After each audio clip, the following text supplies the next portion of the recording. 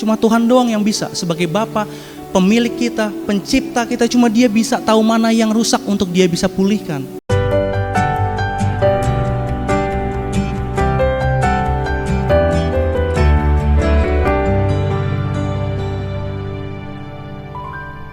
Oke, sebelumnya pernah nanyain gini nggak sama hidup kita masing-masing?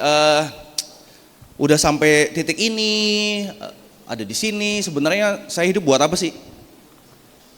Pernah nanya nggak sih sama diri sendiri? Pernah tanyain nggak sama diri sendiri? Saya hidup buat apa sih sebenarnya ya? Kok udah sampai sini, udah di sini, Tuhan proses demikian sampai hari ini ada gitu. Terus buat apa sih sebenarnya saya hidup gitu? Pernah tanya ya? Dan kebanyakan kita berpikir bahwa hidup itu rangkaiannya begini. Setuju nggak sama saya kalau gini? Dari kecil setiap orang tua kita ngajarin gini, sekolah yang pintar makanya biar lo punya nilai yang bagus. Bener ya, orang tua banyak gitu ya. Supaya apa? Waktu lo punya nilai bagus, waktu kita punya nilai yang bagus, kamu nanti dapat kerjaannya bagus. Makanya kerjanya yang bagus. Supaya nanti kerjaan bagus, pangkat lo bagus. Nanti dapat gajinya bagus juga, gitu tinggi lagi. Nggak, nanti kalau punya gaji yang bagus tuh biasanya hidupnya pasti bagus, hidupnya bagus. Nanti kalau hidup bagus, kantong dompet banyak, cari istri gampang, nyari cewek mau kayak apa juga gampang. Jadi punya keluarganya, istrinya bagus gitu. Maksudnya kecenderungannya gitu, dan akhirnya menyatakan bahwa gini, bahwa keluarga bahagia dimulai dari situ. Bener nggak yang ajarin gitu ya? Yang diajarin gitu bener ya? Tapi bener nggak? Rata-rata menganggapnya bahwa ternyata hidup bahagia bergantung dari itu tadi, nilai bagus gini dan terusnya. Dan kenyataannya sebenarnya nggak gitu-gitu amat juga. Banyak orang punya uang tapi nggak bahagia juga. Banyak orang punya istri cantik nggak bahagia juga. Ternyata kebahagiaan tidak diukur dari seberapa yang kita punya. Bahkan kecenderungannya jadinya begini. Kita ngerenungnya akhirnya gini, nasib gue begini amat ya. Jadi ketika berbicara tentang ngomongin tujuan buat aku ada di sini apa, akhirnya digarisin lagi sama nasib. Apakah tujuan sama nasib sama? Artinya gini, bagaimana kalau ternyata dilahirkan dari keluarga yang gak punya, itu nasib berarti ya? Karena kan Tuhan yang tentuin gitu katanya. Takdir, tambah lagi satu lagi nih, berarti takdir, nasib sama tujuan beda lagi nih ya. Kebanyakan dari kita menyamakan bahwa ngomongin destiny, ngomongin tujuan, itu ngomonginnya bahwa ternyata itu nasib. Sehingga kita mempertanyakan apa yang kita punya hari ini, udah nasibnya begini, udah begini ya udah gini aja.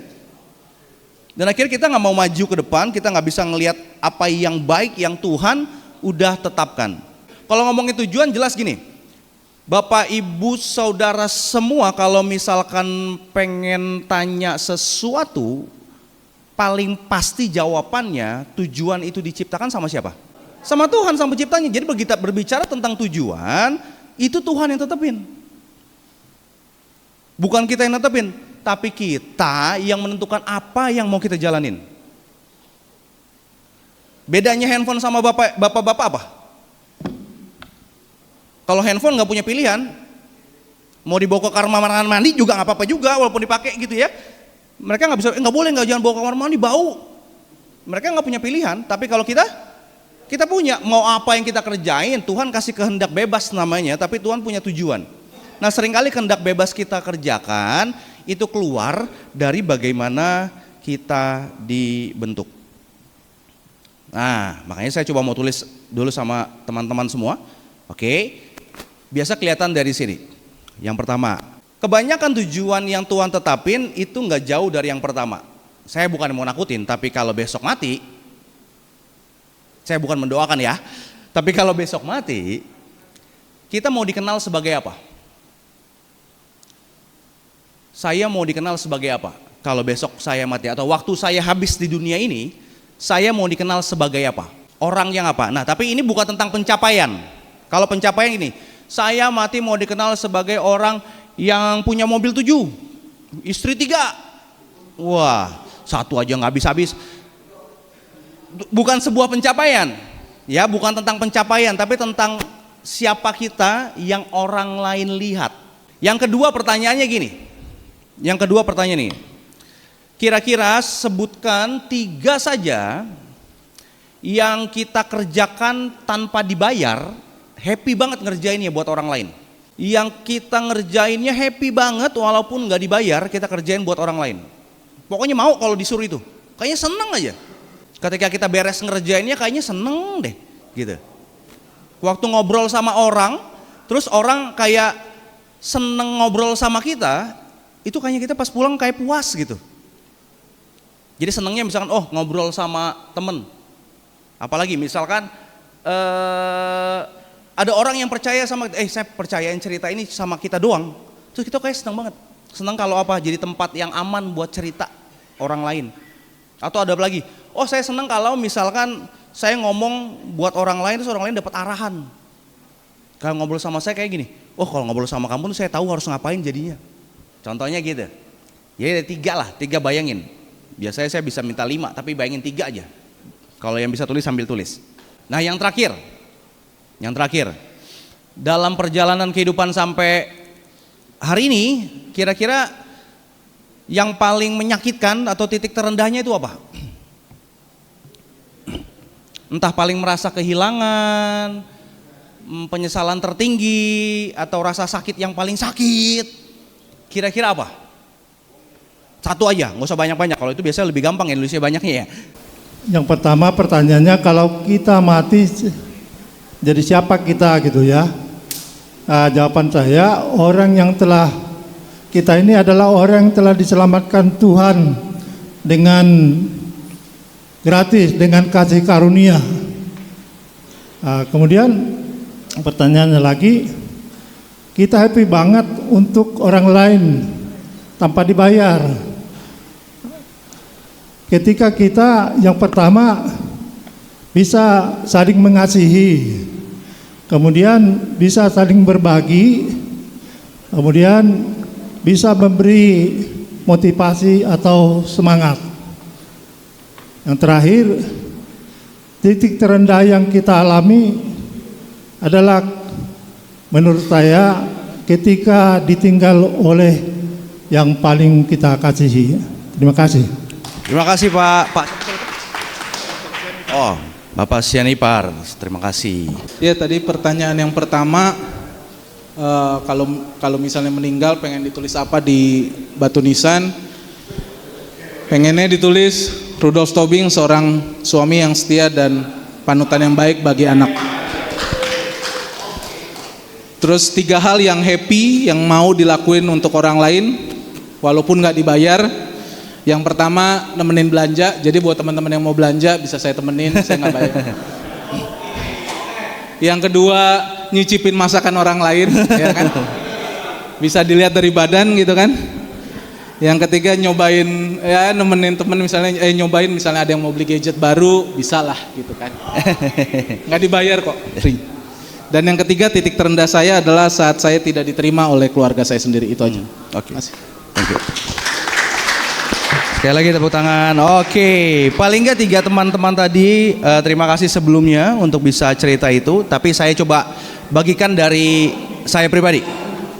Jadi mungkin beberapa ada yang masih kurang tajam. Biasanya kalau sesinya workshop panjang, semua pakai pulpen tulisan, enak kita ngobrolnya. Coba ditajemin lagi gitu ya. Tapi kurang lebih saya mau coba gambarin buat teman-teman semua.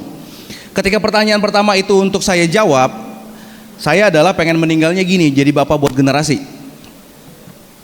Orang yang bisa dibilang gini, jadi gambaran kalau orang yang nggak punya bapak ngerasain kalau ketemu saya harus kayak ngerasa, oh gue punya papa kok. Jadi saya punya gambar kalau saya pengen meninggal gitu, saya pengen tulisan ini bapak generasi gitu. Jadi bapak buat generasi ini. Lalu yang kedua, pertanyaannya apa yang saya seneng tanpa orang bayar gitu. Saya seneng ngobrol one on one sama anak-anak muda, orang-orang yang bingung mau ngapain. Tujuan hidupnya nggak ngerti, itu saya senang banget. Walaupun ngomongin secara skill atau secara misalkan titel dan lain-lain saya bisa menguangkannya, tapi walaupun saya nggak dapat uang, saya senang banget ngelakuin itu. Buat orang lain, ketika orang ngobrol sama saya terus ketemu, wah kak seneng ketemu sama kakak, aku tahu jadi harus ngapain. Seneng ngarahin. Yang kedua, saya senang banget kalau ketika orang nggak punya buntu. Tato ngobrol sama saya, tato pencerahan. Kalau tadi kan ngomongnya ada tujuan, tapi ada pencerahannya, gitu ya. Saya senang begitu, saya senang ngarahin, saya senang. Yang ketiga, saya senang ngobrol sambil makan sama orang lain walaupun saya yang bayar. Kalau pelayanan sama anak-anak muda kan nggak mungkin saya minta mereka yang bayar kan. Jadi saya yang bayar buat makan, buat ngobrol. Ini ada ruang untuk bisa ngobrol dan tahu tentang mereka, dan mereka bisa saya jadi tempat yang aman, tempat yang baik untuk mereka juga bercerita, baik cerita yang rahasia maupun cerita yang orang pada tahu. Yang ketiga, titik terendah saya sampai hari ini yang saya bisa bilang waktu papa saya meninggal. Titik terendah saya. Makanya ketika tiga itu dijadiin satu, ketemu sebenarnya tujuan yang Tuhan tetepin kurang lebihnya buat hidup saya. Jadi kalau ngomongin garis besarnya, berarti pas.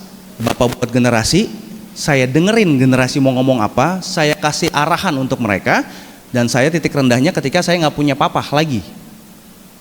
Kehilangan nggak punya papa itu jadi sesuatu buat saya. Gitu. Jadi ketiga ini jadi ada benang merahnya untuk ternyata kurang lebihnya tujuan yang Tuhan tetapkan sama kita semua ada dari tiga itu. Nah makanya nanti kalau yang habis selesai dari sini coba coret-coret lagi, cari yang tajam. Bahkan kalau di pertanyaan yang kedua itu kita punya indikator lagi, coba ditanya misalkan tadi seneng nemenin belanja. Kenapa seneng nemenin belanja? Ada pertanyaannya lagi, karena saya bisa dibelanjain juga. Nggak gitu kan ya. Tapi saya emang gitu ya malah. Kenapa saya kayak senang? Karena nggak tahu ada waktu yang bisa buat nemenin, itu sesuatu buat saya gitu. Jadi menemani, jadi sahabat. Dari tadi kan kebanyakan nemenin, ada tiganya tadi. Jadi sahabat gitu. Kalau Pak Hari dari tadi kebanyakan tentang apa? Jadi teladan. Bisa dilihat, sesuatu yang role model, sesuatu yang dilihat. Nah ternyata itu jadi bagian yang kuat yang Tuhan tetapkan sama kita semua. Hari ini kita ada di titik mana? Ada di dalam perjalanan yang sesuai tujuan yang kurang lebih tadi saya tanyain sama teman-teman semua, atau tidak? Ada di titik yang pas, ada yang melenceng dikit, ada yang mungkin lagi ngelenceng jauh, dan banyak halnya. Oke. Terima kasih buat kejujurannya. Tapi maksudnya kita tahu persis bahwa kita ada di mana sekarang. Masing-masing kita pasti tahu. Ya, tanpa perlu saya minta ke depan untuk ngomong, tapi kita tahu persis ada di mana dari apa yang tadi dicoret-coret atau dibayangkan sama teman-teman semua yang nggak ada pulpen dan kertasnya. Ternyata, kok saya ada di mana sekarang? Nggak berjalan dalam apa yang sebenarnya kurang lebihnya kekuatannya udah Tuhan kasih. Ketetapannya udah Tuhan kasih. Saya melenceng banget ternyata.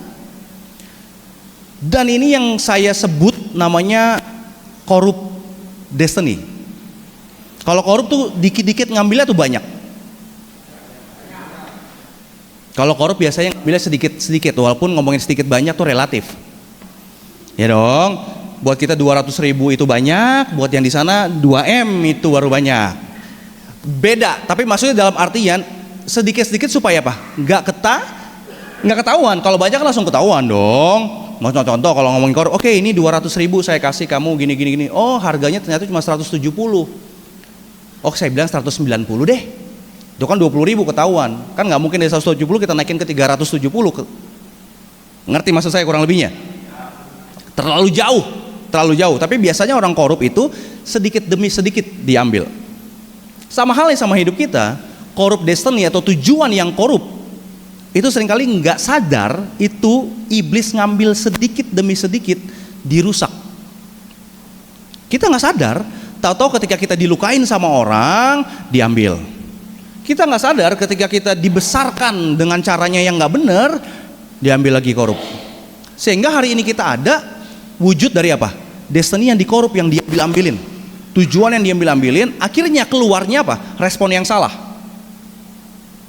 Keluar respon. Orang yang nggak tahu tujuannya akan ngasihin respon yang salah. Sesimpel apa? Sesimpel anak saya waktu kecil, maksud kecil sih sekarang, tapi lebih kecil lagi, dia pakai handphone saya cuma buat tempat tidur boneka kecilnya. Coba bayangkan handphone yang saya bisa buat dengerin firman Tuhan, siapin khotbah, nyari duit. Handphone ini dipakai anak saya cuma buat tidurin boneka kecilnya. Karena kenapa? Dia nggak tahu persis ini tujuannya untuk apa. Makanya kalau ketika kita nggak tahu tujuannya, kita akan melenceng menggunakannya. Bahkan kalau ngelihat di video-video banyak banget kan yang dikerjain dalam sesuatu yang diciptakan melenceng dari tujuannya. Sehingga harus ada yang dicek. Kalau ngomongin korup berarti ada yang harus dicek, dievaluasi apa yang salah. Dan setujukah sama saya bahwa kita ada sebagaimana kita ada hari ini, baik teman-teman yang masih muda gitu ya kurang lebih, atau yang mungkin sudah senior, kita ada hari ini karena bergantung kepada bagaimana kita dibesarkan. Setuju nggak sama saya? Bagaimana kita membesarkan itu membentuk kita hari ini. Makanya rumah itu penting. Dan lebih penting dari rumah apa? Sesi yang saya mau bawain hari ini. Bapak itu penting. Karena kita ada bergantung kepada bapak kita mau ngarahinnya kayak apa. Sedikit cerita, saya kalau lagi ngamuk dulu sembarangan banget, mama saya nggak bisa pegang. Ya kebetulan ibu ini mama saya, nggak kebetulan. Ya memang itu mama saya, bukan kebetulan. Nggak ada yang bisa pegang saya kecuali papa saya. Tapi setiap kali saya bikin salah, mau tahu nggak yang papa saya lakuin? Dipanggil, kamu ngapain hari ini?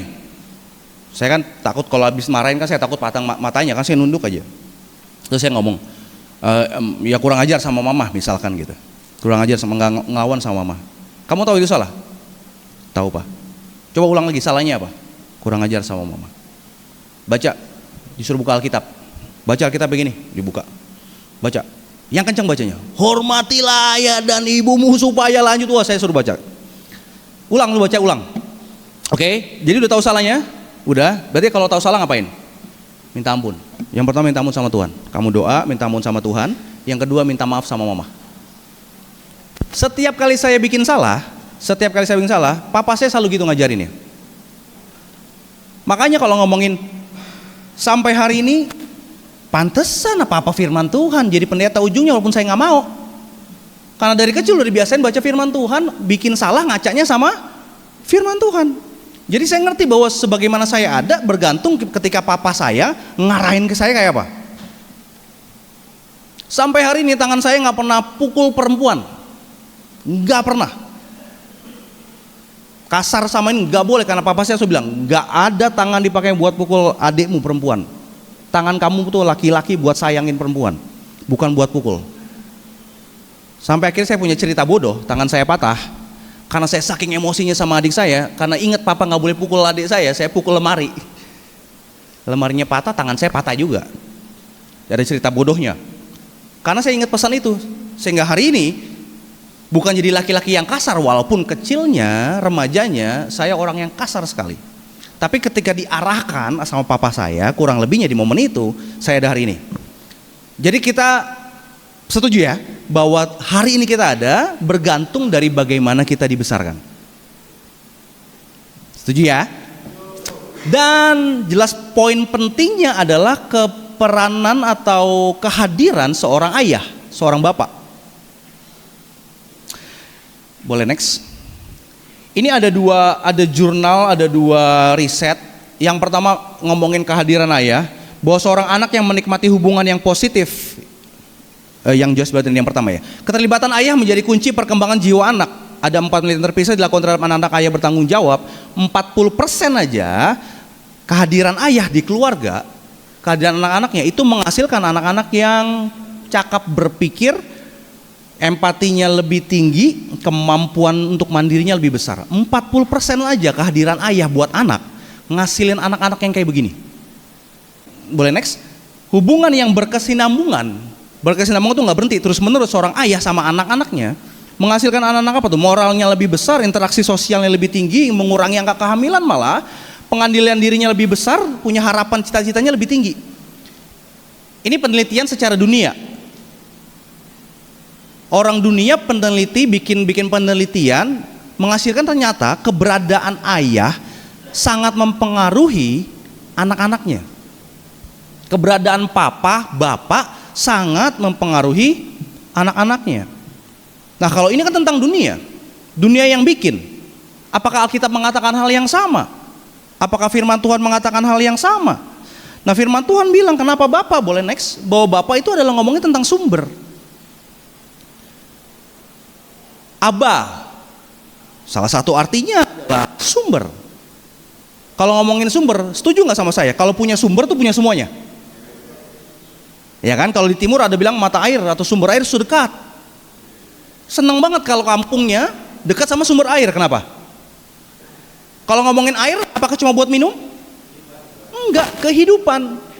Begitu ada air, ternaknya jadi hidup, tumbuhan jadi hidup, semuanya hidup. Punya sumber itu penting. Kalau misalkan bapak-bapak bisa saya kasih pilihan. Saya punya duren. Satu pohon. Berbuah kurang lebih misalkan 20 butir lah. Saya kasih nih. Tapi saya kasih pilihan. Atau saya punya kebunnya. Buat kamu aja. Pilih yang mana? Kebunnya satu sama 20 butir. Kalau ngomongin jumlah nih, 20 butir sama satu kebun. Mau pilih yang mana? Kenapa? Lebih banyak. Lebih banyak. Karena berbicara tentang sumber, ngomongin nggak pernah berhenti. Orang punya semua kebunnya kok 20. Kalau ngomongin 20 butir, sekali makan bareng-bareng, habis sudah. Kalau punya kebun, ini habis nih, ambil pohon yang lain. Karena punya sumber. Bahwa dalam hidup kita tahu persis kalau punya sumber berarti punya segalanya. Berarti kalau kehilangan sumber, kehilangan semuanya.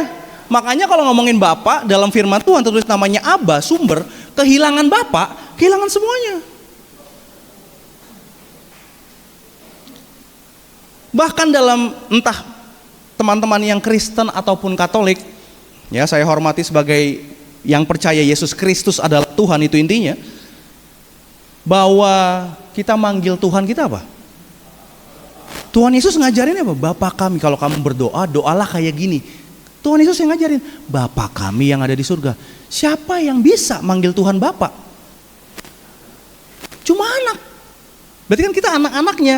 Berbicara tentang bahwa pengenalan akan Tuhan sebagai Bapa, itu pengenalan dasar kita loh akan Tuhan. Gak usah ngomongin Tuhan Maha Pencipta, Maha Penyayang, Maha dan lain-lainnya. Yang dasar dalam kekristenan, karena cuma Kristen doang yang punya, maupun Katolik punya kekristenan yang percaya sama Yesus Kristus, cuma kita doang yang punya.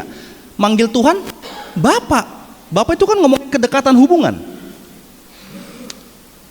Ngomongin ada hubungan yang dibangun di sana. Jadi kenapa Bapa berbicara tentang pengenalan akan Tuhan sebagai Bapa? Iblis merusak itu makanya di dunia supaya kita nggak bisa ngelihat Tuhan sebagai Bapa. Kita akan dengan mudah menggambarkan sesuatu kalau kita sudah pernah merasakan. Sekali lagi, kita akan dengan mudah menggambarkan sesuatu kalau kita sudah merasakan. Setuju ya? Makanya iblis ngerusak itu supaya apa? Bagaimana kita bisa merasakan kasih Tuhan sebagai Bapa kalau kita punya Bapanya rusak di sini? Kita nggak akan pernah bisa ngelihat Tuhan sebagai Bapa yang baik. Bapakku yang baik. Baik kayak apa ya? Kita nggak pernah ngelihat Bapa yang baik dalam hidup kita yang secara nggak sadar tadi korupin, ngambilin beberapa hal dalam hidup kita. Bahkan ayat bilang begini, next ya. Di Matius 5 ayat 48 bilang, Yesus berkata, karena itu haruslah kamu sempurna seperti Bapamu yang di surga adalah sempurna. Bagaimana bisa? Tuhan Yesus yang bilang loh, haruslah kamu sempurna seperti Bapamu di surga sempurna. Gimana bisa? Kalau gambar Bapa di dunia rusak. Ngerti maksud saya? Nggak punya gambarannya. Nggak punya gambarannya. Makanya Filipus bilang, Tuhan tunjukkanlah Bapa itu kepada kami, itu udah cukup. Kenapa cukup? Karena sumber. Tunjukin Bapa itu cukup.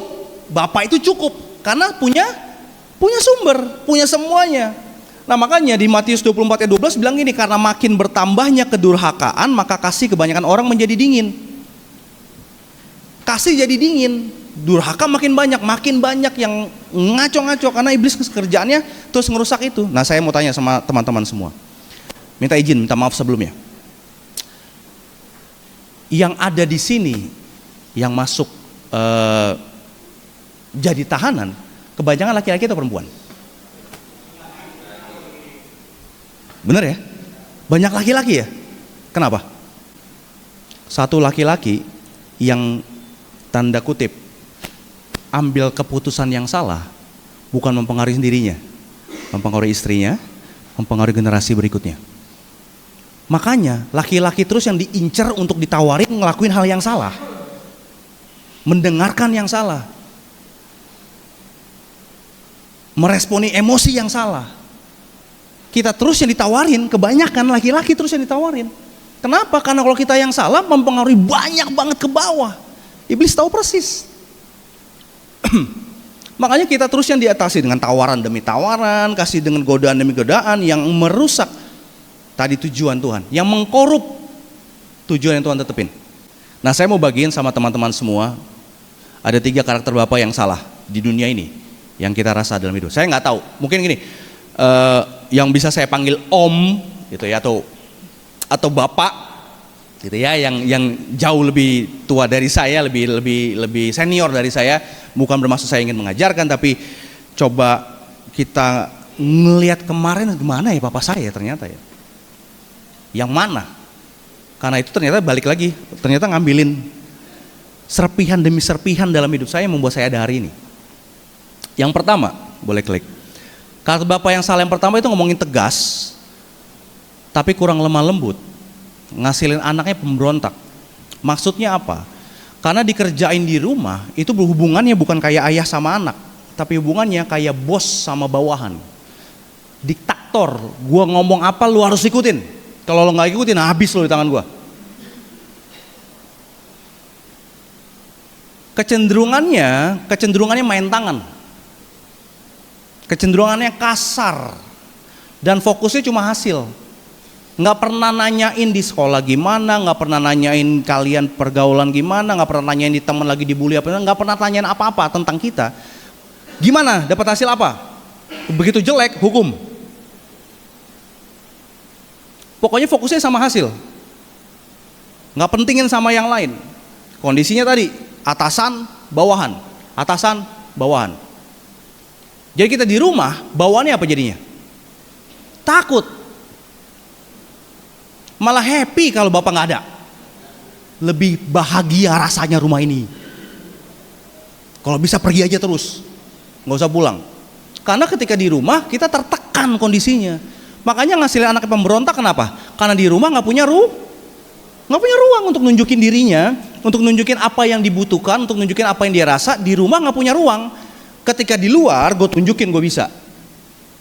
Gue tunjukin gue jagoan. Gue tunjukin gue bisa. Jadi di luar ngasilin anak-anak pemberontak untuk nunjukin sesuatu, karena di rumah nggak pernah punya tempat untuk dia bisa menunjukkan tentang dirinya. Tegas, akhirnya kasar, kecenderungan diktator. Gua ngomong apa harus ikutin. Nggak ada ruang, nggak ada tapi. Hajar. Yang kedua, sebaliknya, nggak tegas. Kecenderungannya yang ngikutin, lemah lembut. Boleh next? Ngasilin anaknya apa? Kalau tadi anaknya pemberontak, yang ini anaknya manja. Ketika kita bikin salah, dibelain di depan orang, tapi habis itu didiemin. Nggak diajarin yang mana yang benar. Dibelain di depan orang, jadi anak-anak ngerasa, oh tenang aja ada bapak gue, tenang aja ada papa, tenang pasti dibelain, tenang pasti akan ini dan itu dan ini dan itu. Kecenderungannya menuruti semua kemauan anak-anaknya, membela tanpa melihat kesalahan. Jadi ngasih anak-anak yang manja, apa-apa pasti diturutin, jadi manja. Begitu di luar, ya udah, bikin salah santai aja, ntar dibelain. Bikin salah ntar ngomong diatur, gampang bisa diatur sama bapak gue. Kecenderungan yang akan jadi ngasilin anak-anak yang manja. Yang ketiga, ini lebih kepada cuek. Terserah kamu mau ngapain aja. Terserah kamu mau ngapain aja. Nggak mau tahu apa-apa terserah. Pak mau gini terserah. Pak ini pak terserah. Wah terserah melulu. Fokusnya sama dirinya sendiri. Yang penting kerjaanku nggak keganggu. Terserah. Pak main handphone, paknya main aja terus. Nggak pulang, terserah. Pokoknya terserah, yang penting saya nggak keganggu. Ngasilin anak-anak apa? Gampangan. Karena apa terserah kan. Nggak tahu mana yang baik yang benar, nggak tahu. Terserah. Terserah. Terserah. Apa yang dirusak? Figurnya yang dirusak. Kurang lebih dari 3 karakter bapak yang salah ini yang dirusak. Boleh next? Boleh klik satu lagi? Oke.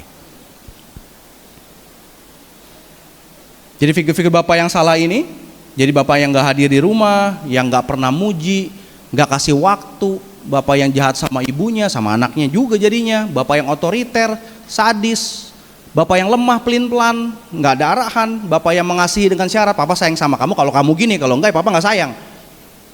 Bapak yang gak tanggung jawab, gak ada di rumah, karena ya jadi mau terserah dia, begitu pulang mabok-mabokan aja, terus pergi lagi gitu. Bapak yang selalu nyalahin, bapak yang pilih kasih, bapak yang selingkuh, yang terlalu memanjakan melindungi, yang terlalu menuntut. Ini jadi figur bapak yang salah yang kita lihat di dunia ini. Gimana bisa ngelihat punya bapak baik di surga kalau ini dirusak? Nggak punya bayangan jadinya. Jadi bapak yang baik. Bahkan kecenderungan kita memperlakukan anak-anak kita seperti bagaimana bapak kita memperlakukan kita. Benar nggak?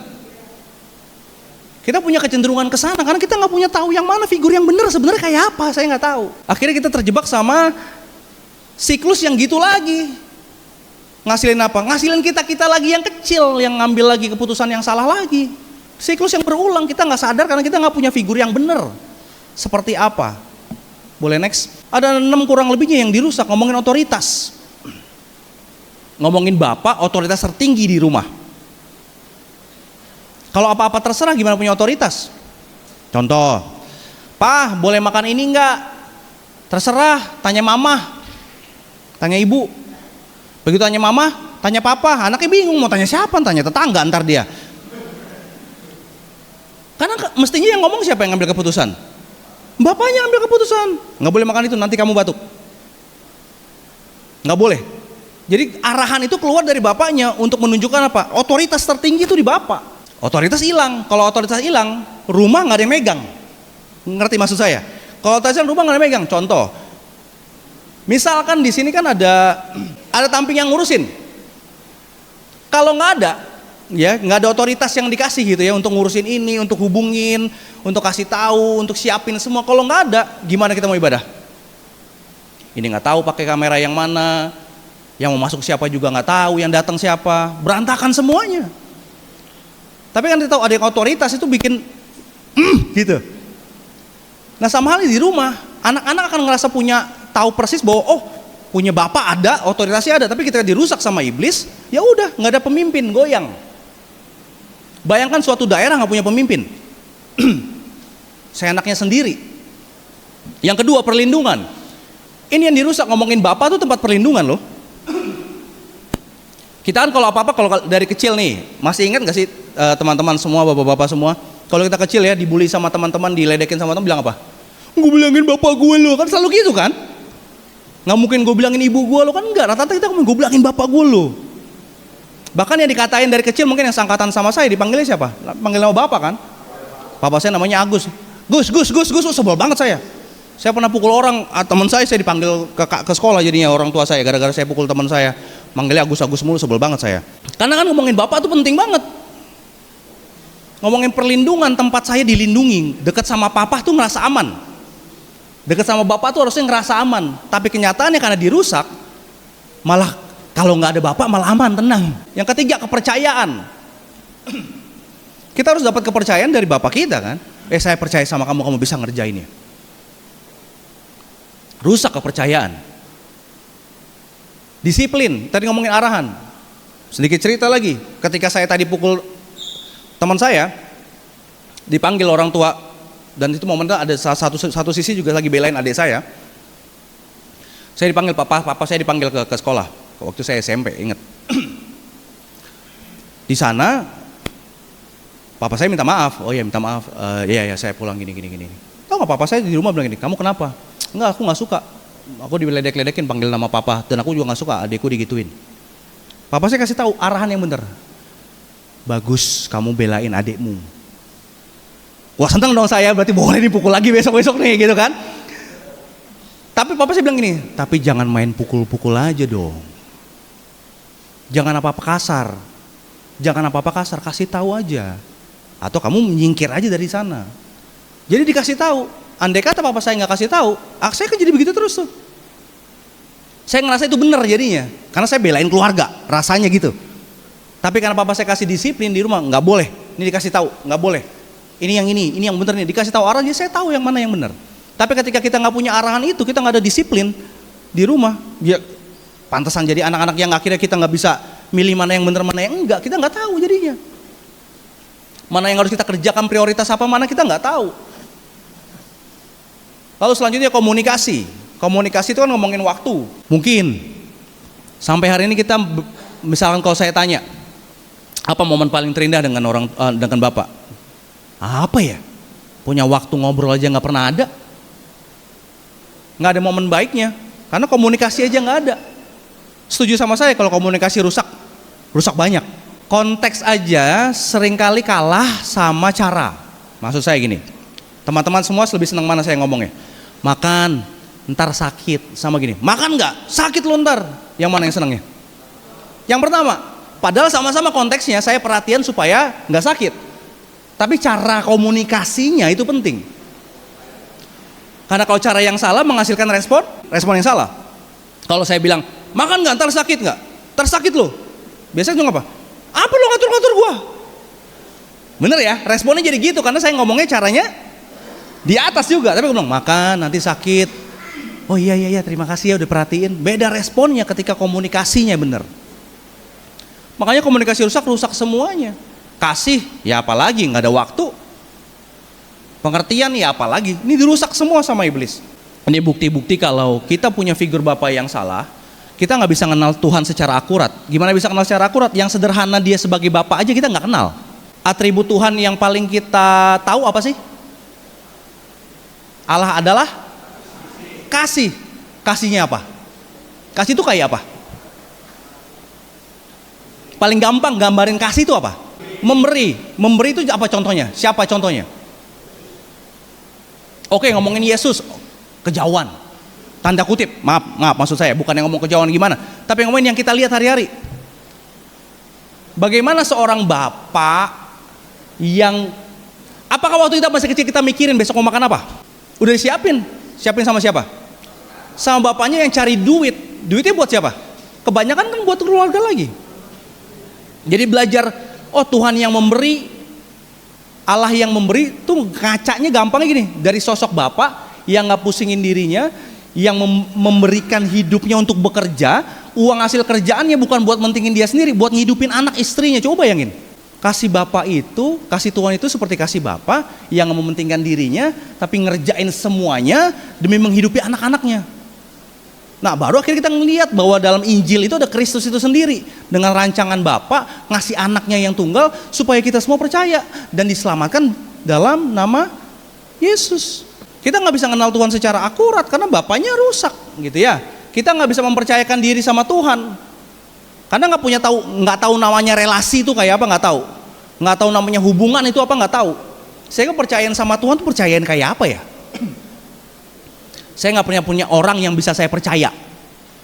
Saya punya temen aja seangkatan, kita bisnis bareng ditipu. Saya nggak tahu punya orang percaya kayak apa. Akhirnya nggak bisa ngelihat Allah, nggak bisa mengasihi intim dengan Allah dan sesama. Ini intim ngomongin hubungan, nggak bisa karena nggak tahu rasanya kayak apa, nggak tahu. Ngomongin berdoa lagi, apalagi mau nurut perintahnya, kenal juga enggak. Bapak Ibu Saudara sini pengen nggak nurutin orang yang Bapak Ibu Saudara nggak kenal? Pasti akan nurut kalau kenal dulu kan? Iya dong, kalau kenal nggak tahu tiba-tiba di jalan, tahu-tahu, ayo main ke rumah yuk. Siapa lu kenal juga enggak, main ke rumah aja. Tapi kalau kenal, akhirnya kita baru mau coba mengikuti kan? Kita nggak bisa mengasihi tanpa syarat, nggak ada disiplin yang benar, nggak bisa melayani pekerjaan Tuhan, nggak punya visi Bapak, nggak bisa ngelain pekerjaan Tuhan. Ini banyak banget kalau mau dibahas. Coba saya geser sedikit. Ingat di situ nggak ada. Waktu penciptaan Adam dan Hawa, oke? Yang dirusak apa? Bapa yang nggak berfungsi. Kenapa saya bisa bilang gitu? Karena akhirnya dosa itu. Karena gini, singkat ceritanya udah kita tahu semua ya, bahwa Tuhan kasih bilang bahwa semua boleh dimakan, tetapi yang ini jangan. Kurang lebih gitu. Ngomongnya sama siapa? Laki atau perempuan? Ngomong sama yang laki. Ya, ngomong sama yang laki. Singkat cerita, si ular goda ini siapa? Yang perempuan. Ya. Oke, yang perempuan tiba-tiba ngikutin dan langsung makan. Ya. Saya lihat fungsinya yang nggak berfungsi di mana? Ketika si Hawa ketemu sama Adam ngomong apa nggak? Adam ngomong nggak? Langsung makan kan? Ngikut makan kan? Kenapa langsung ngikut makan? Karena nggak jalanin fungsi. Kalau misalkan yang jalanin fungsi bilang ini, apa nih? Makan apa? Itu kan nggak boleh. Beda cerita kalau jalanin fungsi. Yang kedua, kenapa Hawa bisa punya telinga dengerin yang salah, padahal kan suaminya ada 24 jam sama dia. Lebih dengerin si ular daripada suaminya yang sama-sama. Jangan-jangan komunikasinya nggak ada. Tapi singkat cerita, setelah beres ini, apa yang dirusak? Menghasilkan generasi apa? Kain dan Habel menghasilkan generasi pembunuh. Gara-gara keluarga yang tidak berfungsi. Dirusak sama iblis. Oke? Dosa merusak semuanya. Tapi diawali sama apa? Nggak ada fungsinya, nggak berfungsi dengan benar. Posisinya nggak di tempat yang tepat. Ngerti maksud saya? Nggak ada di tempat yang tepat sehingga rusak semuanya. Maka dibilang firman Tuhan Alkitab tuh terlalu banyak menyatakan bahwa peran laki-laki, peran bapak itu penting banget. Penting banget. Makanya iblis terus kejar kita untuk kita ngambil keputusan yang salah supaya rusak semuanya. Yang tadinya mestinya nikmatin Tuhan, nikmatin kebaikan Tuhan, gara-gara dosa, akhirnya jadi menghasilkan generasi pembunuh. Hati yang rusak, fungsi yang rusak menghasilkan hati yang rusak. Bahkan kalau firman Tuhan bilang, ngomong gini, Tuhan ngomong sama Kain, kenapa hatimu, ada concernnya adalah di hati. Kenapa hatimu panas? Hati yang panas dihasilkan dari apa? Nggak punya contohnya, dan lain-lain semua dalam dosa tadi. Kasih yang jadi dingin, semua firman Tuhan nyambung semua jadi satu, jadi kesatuan untuk mengerjakan semua. Akhirnya kita ada di keputusan yang salah. Ngomongnya ada perjanjian lama, perjanjian baru. Di perjanjian lama, kitab terakhirnya, boleh next?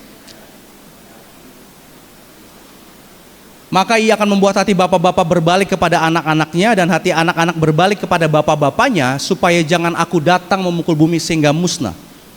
Sebelum habis ini Tuhan diam beribu tahun, nggak ngomong apa-apa, tapi di pembicaraan terakhirnya tentang hubungan bapak sama anak. Saya ngomong ini untuk ini, kita tuh sadar semua, ngerti bahwa ternyata keberadaan kita tuh penting loh. Keberadaan bapak-bapak laki-laki ini penting loh, baik teman-teman yang belum berkeluarga maupun yang sudah berkeluarga. Keberadaan kita sebagai bapak penting, dan keberadaan bapak kita kemarin ternyata mempengaruhi kita. Korup-korup tadi ngambil, dipakai untuk iblis mengerjakan dalam hidup kita. Nah, kabar baiknya adalah next. Aku menulis kepada kamu, hai anak-anak, sebab dosamu telah diampuni oleh karena namanya. Buat siapa ini? Tadi pertamanya? Buat anak-anak. Dosamu telah diampuni. Didapat dari mana? Aku menulis kepada kamu, hai bapak-bapak, karena kamu telah mengenal dia. Yang dari mengenal siapa dianya berarti? Mengenal Tuhan. Anak-anak yang sadar akan Kristus dari bapak-bapaknya yang mengenal Tuhan. Bahkan dilanjutin lagi, hai orang-orang muda, kamu telah mengalahkan yang jahat. Ada kuasa mengalahkan yang jahat karena punya bapak-bapak lagi tadi yang kenal Kristus, yang kenal Tuhan. Bapak-bapak yang mengenal Tuhan menghasilkan anak-anak yang tahu kasih Kristus, dan menghasilkan anak-anak muda yang punya kuasa untuk ngalahin si jahat. Dan selanjutnya berbicara gini, bahwa akhirnya kita nggak punya sosok tadi, yang kita lihat adalah Bapa kita di dunia. Tapi kita masih sadar bahwa ketika dunia bilang gini, 40% tadi mempengaruhi hasilnya dan saya ada sampai hari ini, kenyataannya ternyata, boleh next, saya punya Bapa yang begini di surga. Yang ketika kita lihat di dunia dengan semua kehancurannya, yang kita rasain dengan semua kehancurannya, kita punya begini nih. Bapa yang ada di surga, Bapa yang Bapak-bapak bisa catat aja nanti tinggal baca, Bapa yang punya kasih yang kekal. Kekal itu nggak ada ujungnya, lanjutannya terus. Kedua, Bapa yang jauh lebih baik daripada Bapa jasmani. Bapa yang menghargai jiwa anak-anaknya. Bapa yang murah hati. Bapa yang rajin, Bapa yang setia, selalu menyertai, Bapa yang penuh kasih sayang, itu kurang engnya. Bapa yang maha pengampun, Bapa yang pemelihara bertanggung jawab, Bapa yang penuh perhatian, pengayom sempurna, ada dalam sosok ini. Sehingga, setujukah sama saya, ketika dunia bilang bahwa kita akan menghasilkan generasi yang rusak, tapi ketika kita tahu persis bahwa iya sih, aku punya bapaknya rusak. Iya sih, mungkin aku jadi bapak yang rusak. Tapi aku punya figur bapak yang baik yang ada di surga, yang hadir dalam hidupku, yang memampukanku dalam pemulihan demi pemulihan hari demi hari, sehingga aku bisa hidup dalam kehendak dan tujuannya. Ada amin? Makanya kita tahu persis bahwa gini, ketika kita nyanyiin Bapakku yang baik, sangat ku cinta, kita nyanyiin tahu persis, oh aku punya Bapa di surga yang gambarannya jadinya digeser. Bukan gambaran tentang Bapa yang ada di dunia, tapi gambaran tentang Bapa yang ada di surga. Yang tadi dibilang dikasih tahu bahwa dalam nama Yesus Kristus mengerjakan keselamatannya dalam rancangan rencana Bapa yang besar. Kalau Bapa punya kasihnya nggak kekal, waktu zaman Nuh nggak ada Nuh, habis semua aja, tinggal bikin ulang. Manusianya gampang banget dia bisa bikin ulang, tapi kenyataannya karena kasihnya yang kekal, dia nggak bikin ulang manusia. Dia lanjutin semua kehendaknya, rencananya, dan akhirnya menyatakan dirinya dengan figurnya seperti ini yang kita nikmatin sampai hari ini. Bapak yang menghargai jiwa anak-anaknya. Satu anak itu penting. Bahkan kalau baca di Lukas ngomongin dirham yang hilang, ngomongin anak domba yang tersesat yang hilang, yang ketiga baru ngomongin anak yang hilang. Semua ngomongin hilang, tapi sebagai ayah yang hadir, ngapain? Bapak yang baik, ngapain? Mencarinya. Satu itu penting. Kita ngerasa mungkin bertumbuh sampai hari ini dengan pengertian kita kan kehadiran Bapak yang ada di surga yang begitu mengasihi kita. Kita nggak tahu karena dirusak sama Bapak yang ada di dunia. Tapi kita tahu persis bahwa figur inilah yang akhirnya memampukan untuk kita bisa hidup dalam pemulihan demi pemulihan, yaitu Bapa yang ada di surga. Seberapa kita mempercayai itu, sebesar itulah pemulihan itu terjadi dalam kehidupan kita. Sekali lagi ya, seberapa besar kita percayakan Bapa kita di surga, sebesar itulah pemulihan dalam kehidupan kita. Ketika kita membuka diri untuk dipulihkan sama Dia, iya, akhirnya kita berdiri gini. Makanya Yesus hadir bukan tanda kutip ya, bukan hanya menyelamatkan kita, tanda kutip, tapi yang maksud saya bukan hanya, tapi Dia juga gini, mengangkat kita yang dari luar, diangkat jadi anak-anaknya. Kita ini produk adopsi. Kita produk adopsinya Tuhan, yang semestinya ada di luar, diangkat jadi anak. Sehingga kita bisa berdiri begini, iya, saya lahir hasil dari keluarga yang berantakan. Iya, saya lahir hasil dari orang tua yang gak berfungsi.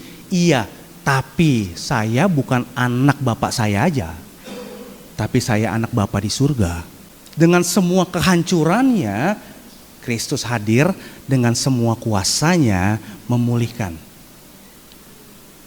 memindahkan, dan membawa kita dalam kehendaknya. Jadi ini bagian di mana kita sedang mengoreksi diri kita, evaluasi apa yang salah, untuk kita bisa jalan dalam figur Bapa yang benar, Bapa kita yang ada di surga. Langkah pemulihannya jelas. Langkah pemulihannya jelas. bahwa Kristus bilang, gak ada satupun, boleh next? Gak ada satupun datang kepada Bapa kalau tidak melalui akunya siapa? Yesus. Kita gak bisa mencapai Bapa kita tanpa Yesus. Makanya Yesus lahir dan hadir buat hidup kita supaya kita bisa manggil dia Bapa, akhirnya berdiri di identitas yang benar, anak-anak kerajaan Allah. Makanya langkah pemulihannya, kita buka hati dan datang sama Tuhan. Buka hati datang sama Tuhan untuk dipulihkan sama dia. Karena cuma dia jalan satu-satunya. Yesuslah jalan satu-satunya kita bisa menikmati Bapa yang benar. Adakan, boleh next, adakan pengakuan kita sama Tuhan. Jadi ini urusannya bukan bapak-bapak sama saya. Nggak ada urusan saya sama bapak-bapak untuk ngakuin ini semua. Saya senang aja, puji Tuhan kalau bisa dipakai untuk mengarahkan, mengingatkan, untuk sama kembali pada kasihnya Tuhan. Tapi balik lagi, bahwa ini ketika kita mengakuinya, kita lagi ngomong sama Tuhan kita. Kita mengaku dosa, Ia adalah setia dan adil yang mengampuni segala kesalahan kita. Ketika nyambung di Lukas di situ, ngambil lagi tadi di Maleaki bilang bahwa membuat hati Bapa berbalik kepada anak-anak, hati orang-orang durhaka kepada pikiran yang benar, dengan demikian menyiapkan bagi Tuhan umat yang layak. Bahkan yang terakhir di Matius bilang gini, kalau kamu mengampuni maka Bapamu di surga mengampuni kamu juga. Ini berbicara tentang apa? Mau gak kita ngampunin?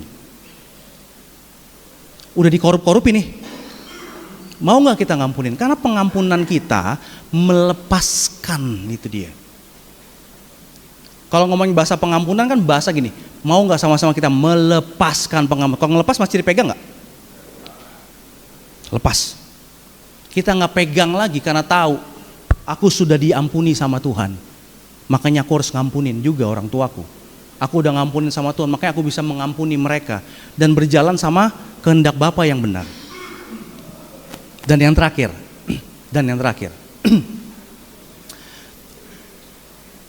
datang sama Kristus satu-satunya jalan. Adakan pengakuan dan pengampunan. Yang ketiga, nikmati kasih Tuhan sebagai Bapa yang baik. Sehingga kita satu-satunya yang kita andalkan dalam sumber kasih itu adalah Bapa yang baik. Saya tadi ya udah kehilangan papa saya, tapi saya nggak kehilangan sosok Bapa karena saya tahu punya Bapa yang baik di surga yang memelihara hidup saya. Dalam tadi hal apa yang saya ceritakan, apa yang saya kerjakan, bukan untuk membesarkan Bapak saya, bukan. Tapi ujungnya sebenarnya semuanya balik lagi kehendak Bapa di surga yang dinyatakan. Bahkan yang membuat saya ada hari ini karena Bapa punya rencananya yang harus hidup dalam kehidupan saya, dan Dia juga punya rencananya dalam kehidupan kita semua. Dan saya tutup sama ayat ini. Bapak-bapak semua ingat Lukas 15 ketika si anak yang hilang? Lukas 15 ayat 11 sampai 32. Di sini cerita tentang si anak yang hilang. Tahu ceritanya semuanya? Tahu ya? Singkat cerita, anaknya berpikir untuk pulang. Ini anaknya adalah anak yang kurang ajar, mau minta warisan, bapaknya masih hidup. Anak yang kurang ajar. Dia pergi menikmati semuanya, uangnya habis, hartanya habis, senang-senang foya-foya beres. Giliran susah baru ingat pengen pulang. Dalam perjalanannya, di ayat 20 tulis gini, maka bangkitlah ia dan pergi kepada bapaknya. Siapa yang bangkit? Anaknya si bungsu ini bangkit pergi kepada bapaknya. Tapi saya mau garis bawain, ketika masih jauh, ayahnya telah melihatnya. Saya tanya, masih jauh terus bapaknya ngelihat, bukankah itu tanda kalau nungguin? Lalu tergeraklah hatinya oleh belas kasihan. Ayahnya berlari mendapatkan dia, lalu merangkul dan mencium dia. Yang jalan tadi siapa? Anaknya. Yang lari siapa? Bapaknya yang lari. Saya kasih statement ini. Satu langkah kita untuk pulang kepada pelukan Bapa yang baik disambut lariannya untuk mendekap dan memeluk kita untuk bisa menikmati kasih-Nya. Sekali lagi, satu langkah kita untuk pulang diresponi larinya Bapa kita untuk mendekap kita dalam pelukannya. Kalau baca detail, Bapaknya nggak bilang gini, "Nak, makanya jangan kurang ajar jadi anak, salah sendiri lu."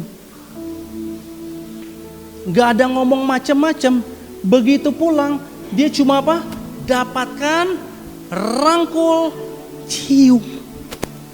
Bahkan di momen ini orang kaya zaman dulu nggak boleh kelihatan kakinya.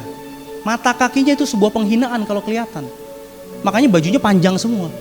Dan baju panjang itu dia harus ngapain kalau lari? Diangkat supaya kelihatan, diangkat supaya larinya cepet. Tapi ini kelihatan di depan semua pengerja-pengerjanya. Itu dalam artian apa? Dia merendahkan dirinya demi mendapatkan anaknya pulang. Demi anaknya pulang, dia mendapatkan segala sesuatu yang dia bisa. Karena gini, ini yang saya tunggu dari kemarin, anak saya pulang. Ini yang saya tunggu dari kemarin, anak saya pulang. Gak peduli apapun anak saya, pokoknya pulang. Ini yang saya tunggu. Gak peduli bau babi karena lagi di kandang babi. Gak peduli, saya cium karena dia anak yang saya tungguin.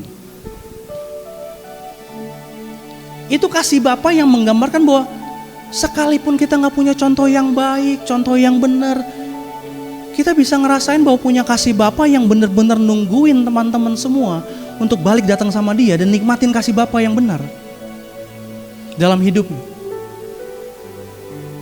Sehingga hari ini, mau gak kita ngeresponin untuk kita kembali datang sama Tuhan sebagai Bapa yang baik dalam hidupku? Aku mau ikut. Aku mau menikmati kasih-Mu. Sehingga kasih itulah yang mengikis segala hal yang korup dikembaliin lagi dalam kehendak dan rencananya. Karena cuma Tuhan doang yang bisa.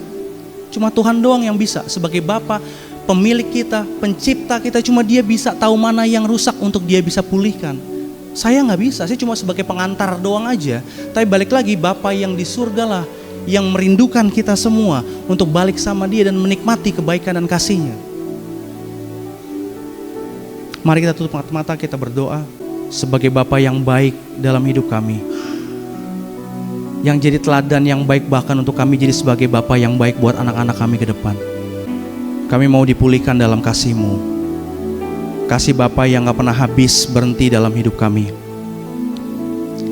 Kasih Bapa yang gak pernah berhenti menunggu setiap kami untuk kami kembali dalam pelukan, dalam ciuman-Mu, dalam kasih-Mu yang gak pernah habis bagi kami. Kami tahu kami punya Bapa yang baik yang sanggup memulihkan kami. Kami tahu punya Bapa yang baik yang sanggup memulihkan hidup kami.